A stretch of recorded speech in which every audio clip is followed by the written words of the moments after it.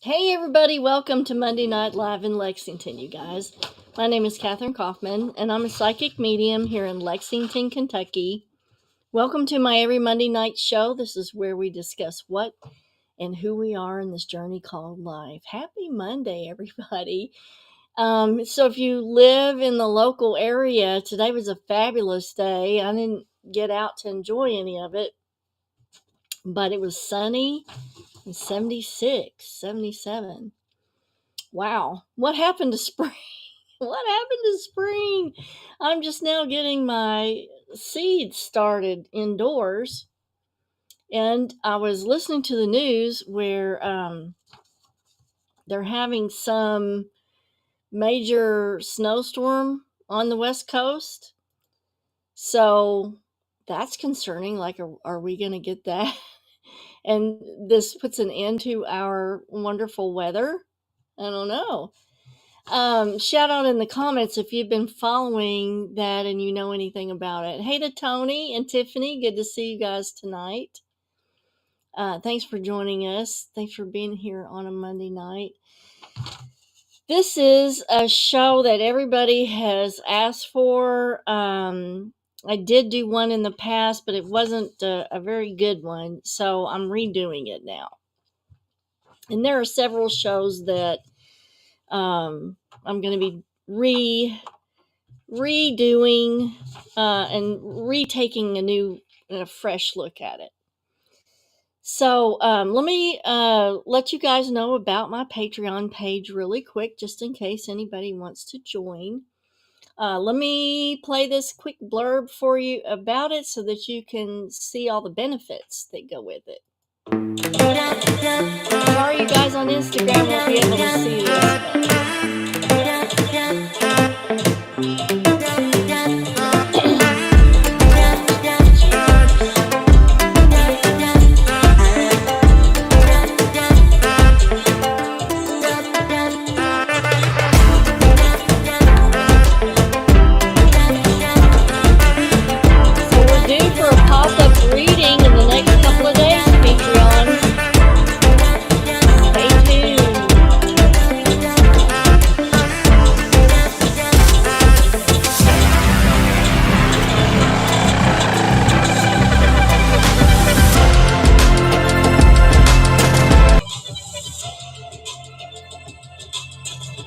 So those of you that want to join, all you have to do is replay the video and go back and scan that QR code, and that'll take you straight to the site. So the Patreon page is basically a daily forecast of psychic and moon astrology combination.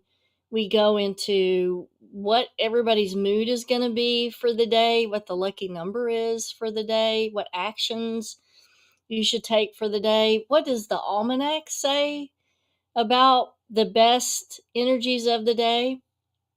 We look at moon mansions and travel forecasts, and you get that daily for only $3 a month, which is less than the price of a latte.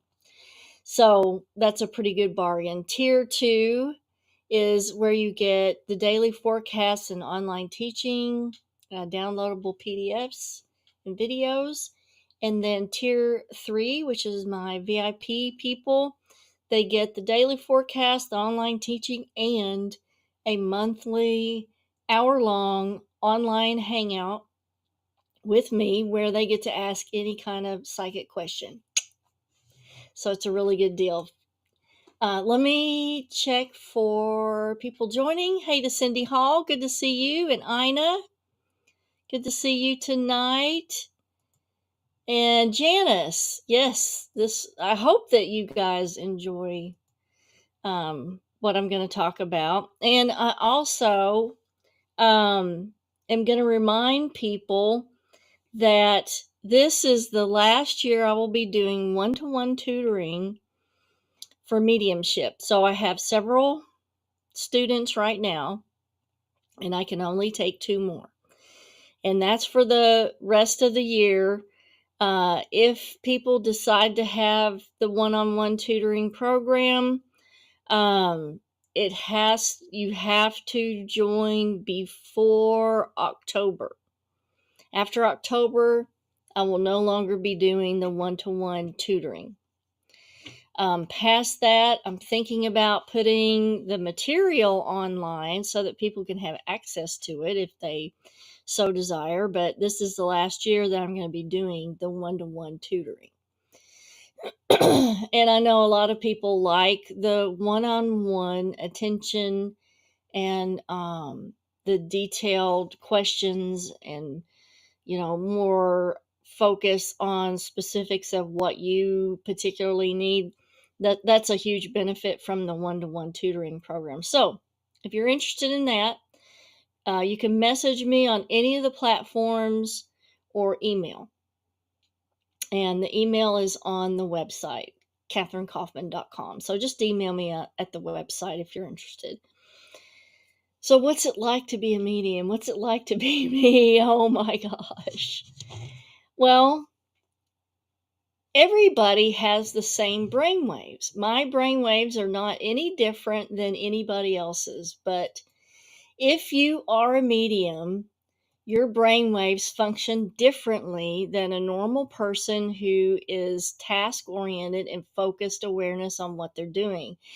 Let's say you're in the middle of your life, you're having kids, and you've got a busy job, and you have lots of things to do. You've got to go to work, take care of the kids, pick them up from school, cook dinner, da da da da. All of that is focused awareness, task oriented, which is a faster type of brainwave. Mediums have a naturally slow brainwave, which matches the resonant frequency of spirits. Now, have you ever heard the term or the saying, all mediums are psychic, but not all psychics are mediums? And that has to do with the particular brain waves that mediums use. Now, on the scale going from focused awareness, which is beta wave, down to alpha wave, which is a slower brain wave, but that picks up psychic information, okay? Even slower brain wave, which is theta, picks up medium communication, okay? So that's why they say all mediums are psychic, but not all psychics are mediums, because some psychics get stuck in the alpha wave and they don't fully slow down to theta wave and develop the mediumship capability. Now, when mediumship first came about in the 1920s, they called them trance mediums. And it's because theta wave is a trance brainwave meditation. So that's why the mediums are called trance mediums, or were back then. Hey, Melissa, good to see you. Magical Monday indeed. So theta wave is the key brainwave state to achieve if you desire to develop mediumship. And that's one of the major things that I teach in my course with the one-on-one teaching. So this is the major thing that a person has who's a medium. So, more kids see dead people and have psychic abilities simply because 80% of a child's brainwave state from the ages of 2 to 12 is in that alpha and theta range. It's not because they're more innocent or more pure or nearer to, the death state because they're so young. It's simply because their brainwaves function in that range. And then what happens at 12, puberty, which bumps those brainwaves up to beta, where they're paying attention to the people around them, and it naturally shuts off the medium input. Hey to Linda. Unless you're a person like me who stays down in that alpha and theta range. And that's where I think that people who've been mediums all their life function only in that alpha and theta brainwave state. So, and it is, I've had to teach myself how to pay attention to things. So I know how to, focus and bump that brainwave up, but I know how to downshift it too and go straight into theta because, after you do it for so many years, it is simply a reflex. Okay, so how I viewed the world as a child. This is kind of depressing. I don't want to depress you, but this is just how I viewed the world as a child. Everything was confusing as because things that I could see, and it took me a while to realize that everybody else couldn't see what I saw.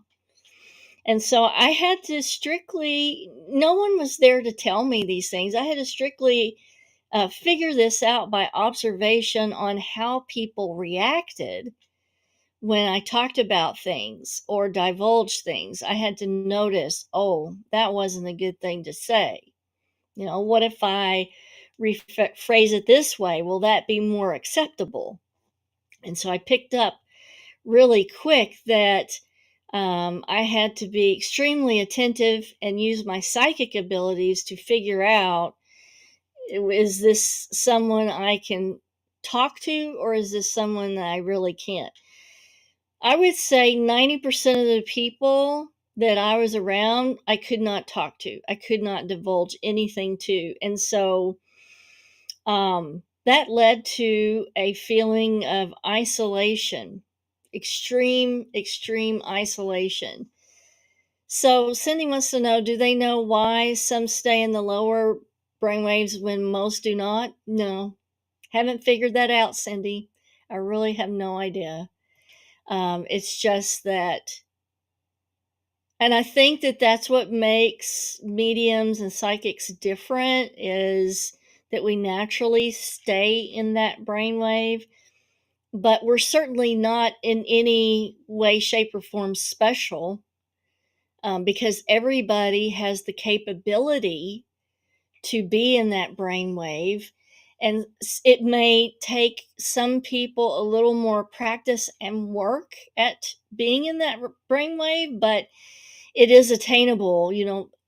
Mediums don't have any special gifts other than the fact that they're naturally in that brainwave and they function from that brainwave. I hope that makes sense.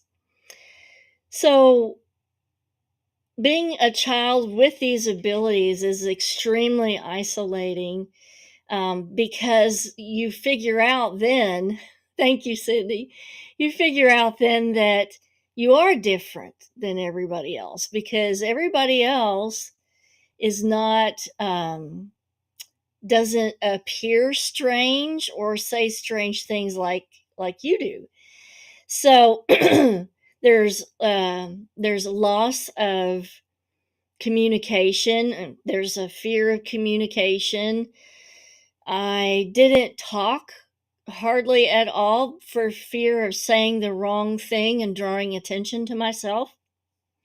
And so you become very withdrawn from relationships, and you prevent yourself from making connections because you don't want people to know that you are different from them, or you can't relate to what they're going through, that you have this problem with communication because you can't divulge anything that you're seeing or hearing.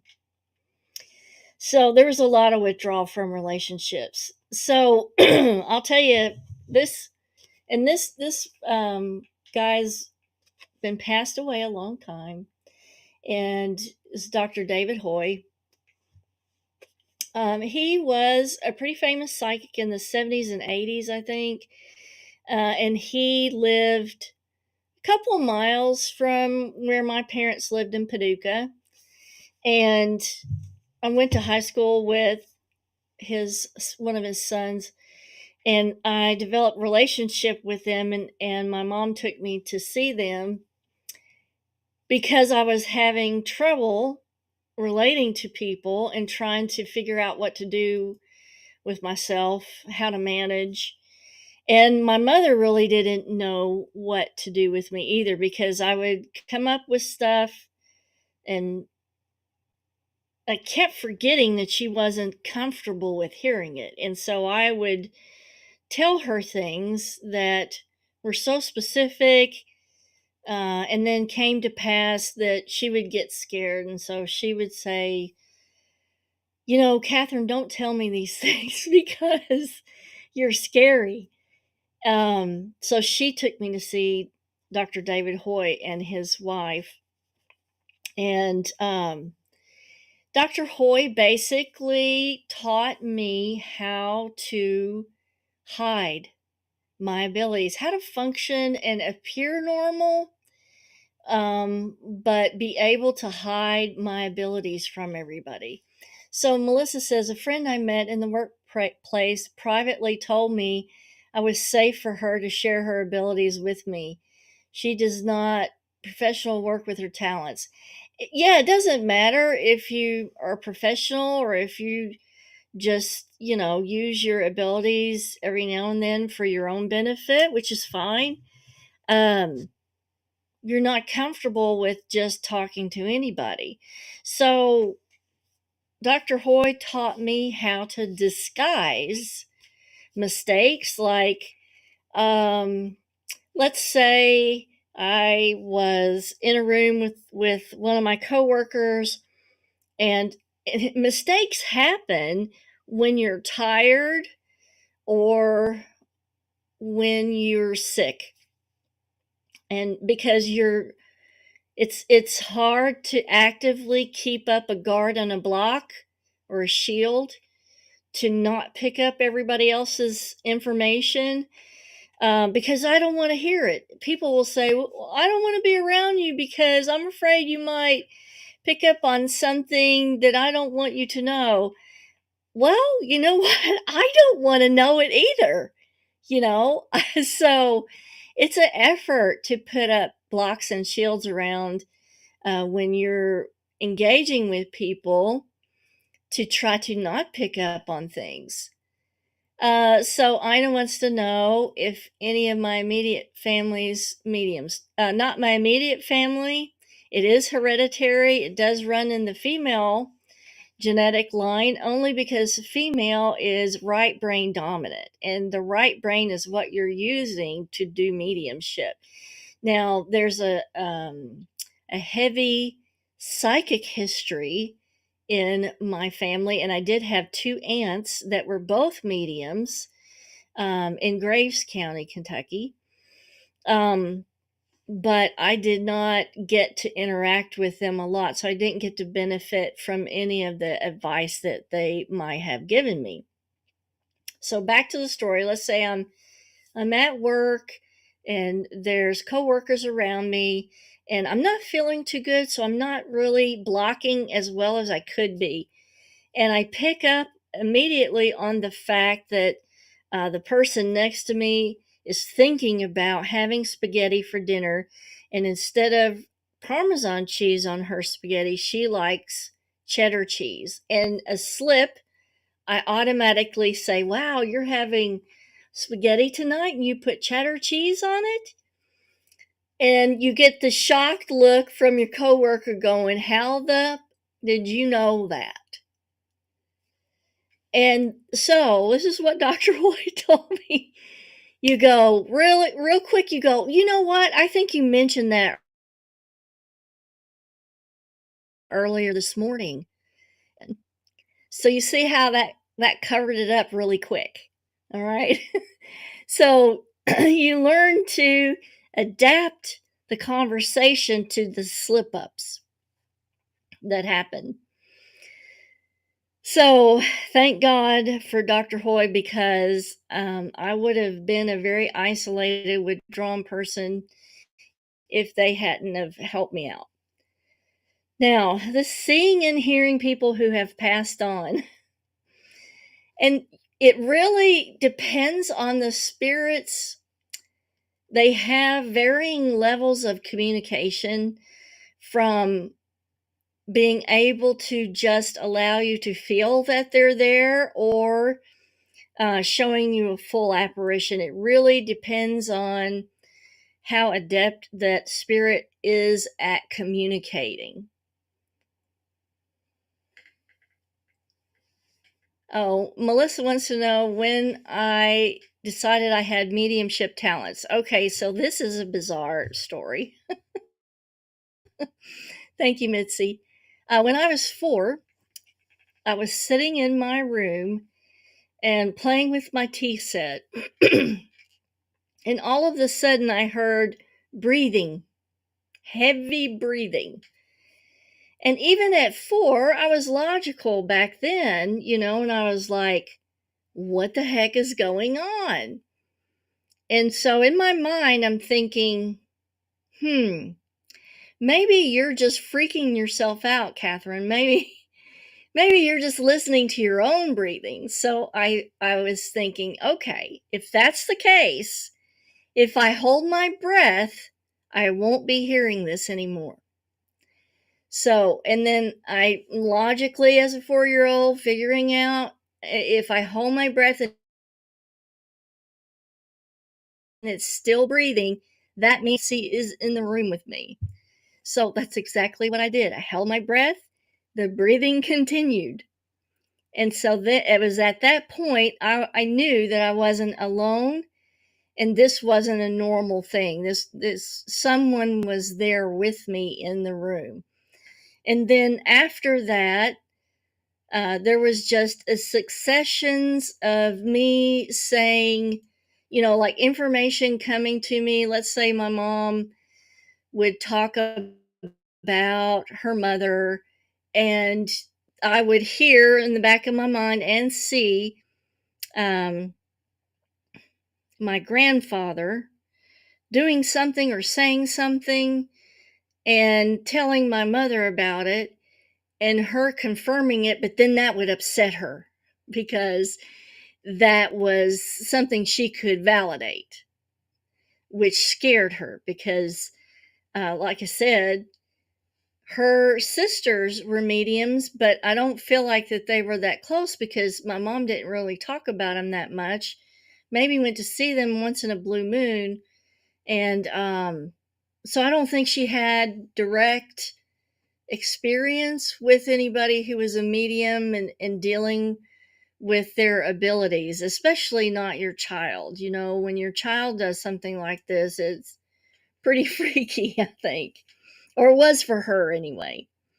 So, over the years of me coming up with information that could be validated, that was me figuring out that, yes, I'm a medium, and what am I going to do with this? How am I going to be happy? How am I going to have relationships? How am I going to appear to be normal? How am I going to blend in? So it was a big struggle. And that was another thing that I wanted to say is it's, when someone wants to engage in this mediumship and learn about it and develop abilities, it's super, super important for any medium and for especially those who are interested in it to validate the information that you receive, validate who the people are, that they truly existed, that they look like you think they look, And so what I did was a process from 1990 until 2013. I donated my time to paranormal groups and also to doing readings for improving my ability and also validating the information I got. And I didn't feel comfortable offering that to the public until 2013 when I opened my business and started doing readings full time as a professional. So there was a lot of fact finding and validation from 1990 to 2013 to where I was comfortable saying, yes, this is accurate, this is true, and I'm going to put it out there and try to help people with the mediumship. So it's super important that anybody who is doing this type of work, that you validate the information that you get. Because a lot of people that are doing this type of work don't validate things, and they come up with stuff that is not correct, it's not accurate, um, and that can be misleading to the public. So, another thing is, when you're looking for a medium, look at the reviews, but also look at or talk to people who've had a reading with that person. Ask, what was the reading like? Did they get any specifics? Was it accurate? Um, you know, Try to find out a little information before you go to somebody. So here's the challenges in giving a medium reading. Psychic reception is either by visual imagery, clairaudience, but also psychic empathy, which is feeling. Now, some spirits, the only way that they can communicate is through giving you a feeling about either something that happened to them or something that they went through.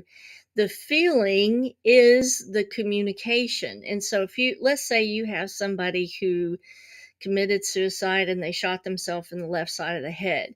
If I'm doing a mediumship for communication with that person, I may get a migraine on this specific side of my head, because that person, the only way that they can communicate what happened is through feeling. And once the feeling contacts with the physical, which is my physical body, there is an imprint of that vibration on the body cells. And this is part of the content that I teach in my mediumship course. Okay. Once that resonant imprint is made, you have a migraine. Okay. And when that spirit is done communicating and they move on from the session, the vibrational imprint is still there, and you will still be sick. So that's why I had to make the decision when I retired a few weeks back to not do any more mediumships, because it's just too hard on my health at this point in time. So Ina wants to know, do you have dead people show up visibly? And if so, do they appear cut, shot like they do in movies, or do they appear healed however they passed? I hate to say it, but most of the time they show up pretty mangled and horrific. And yes, they show up visibly. So that's another challenge on being a medium, is they show up at all hours of the night. And so sometimes it is very difficult to get sleep or to be well rested, because you are constantly being bombarded with this information that a spirit wants to have somebody know. So Janice wants to know, is it exhausting, and how do you rest and regroup? I use my binaural beats to sleep at night. I have a headband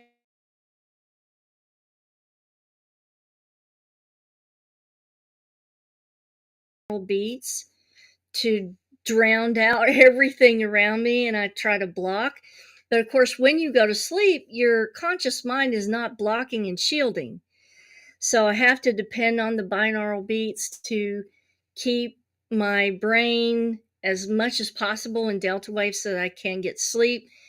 Sometimes it's impossible though, and at that point what I try to do is just lay there and rest. I try to tell my body, okay, since this is going on and this spirit wants to show themselves, just don't look at it and just lay there and try to relax and try to just rest your body just laying there awake. I know that that's it's not optimal, but that's the best that I can do. Now, when you are receiving that feeling from a spirit and it is impacting you negatively, um, your body actually entrains to that negative vibration that's passed along to you from the spirit. So I do sometimes like to use a singing bowl, Tibetan singing bowl, and vibrationally try to clear out my body from these negative vibrations that are picked up from spirits who've died in a tragic way. And then another thing about these days, and I really want to impress on everybody about this, I have noticed that there's a dramatic increase in people who've passed from drug abuse and accidental overdose. And so if you know of anybody who's using or at risk of this, we need to turn this around somehow, some way, because I've noticed a huge increase in mediumships that have to do with people who have had overdoses and died tragically from that. So Melissa wants to know, have you met spirits that you developed ongoing positive relationships with? Yes, absolutely. I absolutely have. And there are some that I look forward to communicating with when their families come in. I'm excited to get to communicate with that person who's passed on. So yes, it can be very positive too. Now, the information that you receive in a mediumship, it comes in bits and pieces. Here's one of the detriments of doing mediumship. For me, I don't know about other people, but for me, it comes in bits and pieces, and it's not complete. And for some reason, I don't get names unless it is a murder. Now, I have no idea why that is, but that's one of the challenging things about doing the mediumship because of the way that it's presented on TV. And you have to understand what's on TV is made for TV, and it's not necessarily in a realistic light.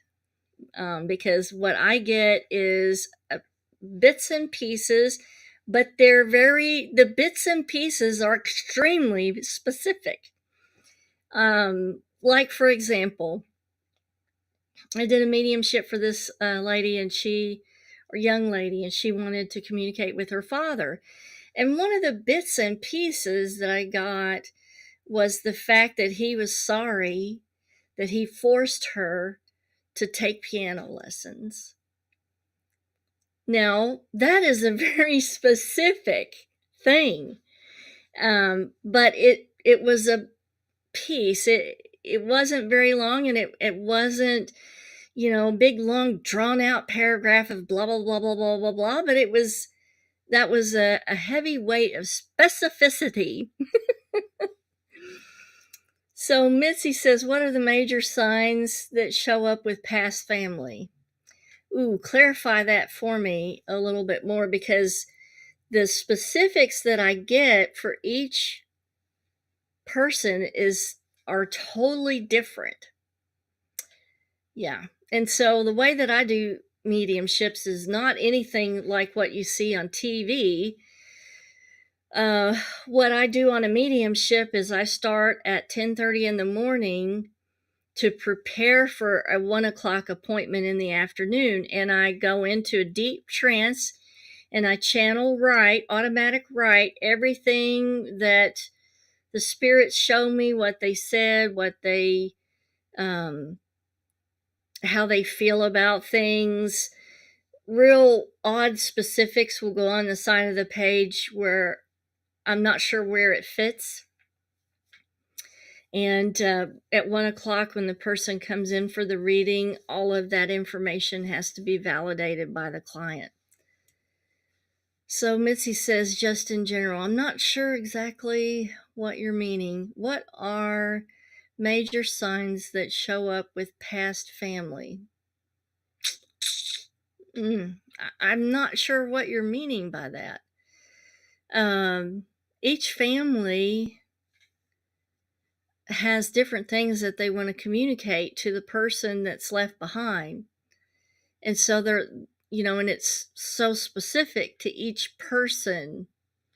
I'm not sure exactly what you're meaning. Like the things that I look for. That's just it, Mitzi. I don't look for anything. I receive. And so when I sat down to go into the trance and do the meditation, I receive, and what I receive, I channel right down. And it is different for every family. And I usually have 4 pages of information that has to be validated about each person that has shown up for that client that comes in. So Beth said that her mom spoke her name. That's awesome. And not a lot of people get that, Beth. And that's probably really special that your mom was able to do that. Okay. So again, the information is not complete and it comes in bits and pieces. The challenge of interpretation of the visual message, because the communication is symbolic, it can be like a puzzle that both myself and the client have to figure out. And so let me give you an example of that. I was doing the mediumship for a lady, and the description of the second person that came through was a description. I felt like a grandfather to me, and that's what the feeling was. So that's what I channeled down. This feeling is the feeling of a grandfather. And something that they were showing me on the side in the back of my mind was one of those little Fisher-Price lawnmowers that has the little pop balls in it that when you roll it across the carpet, it goes pop, pop, pop, pop. And both myself and the client couldn't figure out what they were trying to get across with this little Fisher-Price lawnmower. And she said, well, the second person I think is my grandfather because the description sounds like him. And I was clueless as to why they were showing me this Fisher-Price lawnmower. And I said, to the lady, I said, it goes pop, pop, pop when you scoot it across the carpet. And she goes, that's what it is. We called him Pop. And so sometimes the stuff that comes in is significant, but you don't know why. And so, it's sort of like we have to work together to figure out what things mean. Special shout out to my old buddy over here on Instagram, Sarah. Good to see you. Awesome to see you. Let me give you another example were 2 daughters that wanted to talk to their father. And in my channeling, I got a man's arm from here down with a handbell like this. And when they came in for their session, I was telling them about getting the visual of this man's arm. And they said, yes, that was their father that they wanted to talk to. And that they were in disposition of his house and they were clearing things out and boxing things up, and the front doorbell kept going off. So they thought, okay, there's a short in the electronics. So they disconnected the doorbell and put it on the living room table. And even on the living room table without any electrical source, the doorbell kept going off. Now, their dad was an electrician. He knew exactly what to do to plug his energy into the doorbell to set it off. But why did I get handbell? Now, number one, if he had shown me a doorbell, I wouldn't have got it. Special shout out to Charles Biggs. Good to see you tonight. If he'd shown me a doorbell, I wouldn't have got it. My brain would not have computed. But I think the reason I got handbell was because the message was, I'm ringing the bell. So that was the only way that he could convey, I'm ringing the bell, is for his hand to be on the bell. So sometimes it can be a real puzzle on what they show you as to what it really means. But then once you figure it out, it's like a ton of bricks. So, yes, there's a lot of loss of sleep, being awakened by spirits wanting to communicate. And sometimes they just want to tell somebody what happened and to have somebody listen. So a lot of paranormal activity can be rectified simply by allowing the spirit to tell someone what happened, because there's a pressure or a need by that spirit to want to tell somebody what happened to him, because, you know, they will assume that no one knows what happened. And so sometimes when they get to tell somebody exactly what happened, that relieves that pressure, and then they can transition to their destiny. That's super important to use psychic protection, blocks, and shields as a medium to have some kind of normal life. And so I have a lot of people who have medium abilities, and they're a little crazy, I think, because they simply don't block and shield, and they don't have any normalcy, and they can't distinguish reality from illusion. So Eileen says, there has been several occasions when my Yorkie has jumped into my lap as she watches something which I can't see moving about the house. It has terrified her. The last time it happened, I had rescued a dog in my home that was also watching it. I've never felt threatened by anything in my home, but it concerns me that she's afraid of it. So much that I hesitated leaving her at home alone. How do you feel about this? Well, dogs and cats can pick up on ultraviolet light, and ultraviolet light makes up part of your spirit. As a living thing, you emanate ultraviolet light, infrared light, and bioluminescence. Every strand of DNA in your body holds exactly 1,000 light photons.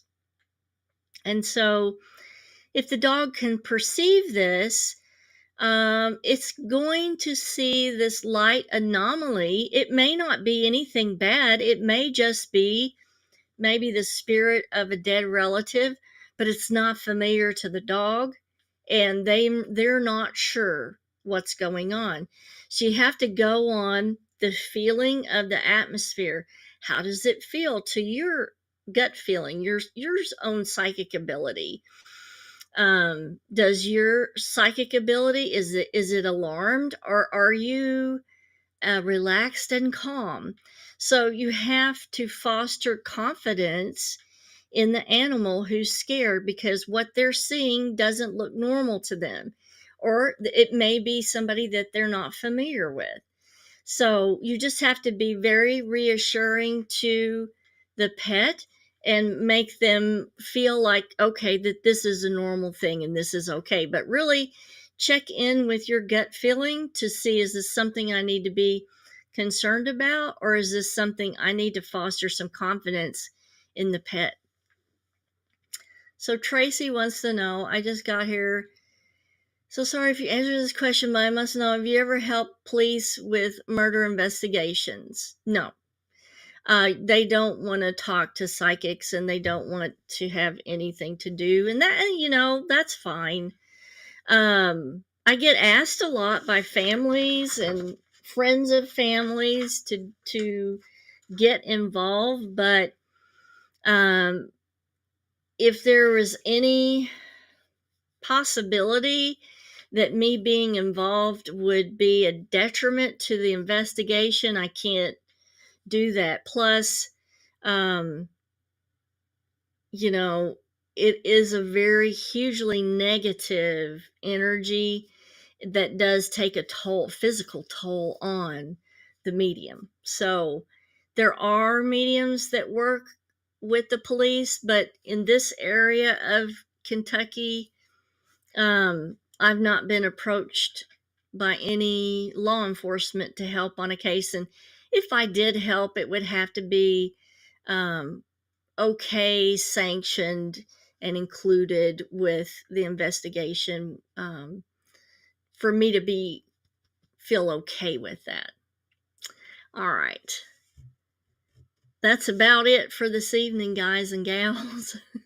I'm going to put this old body to bed. I hope you guys have a fabulous week.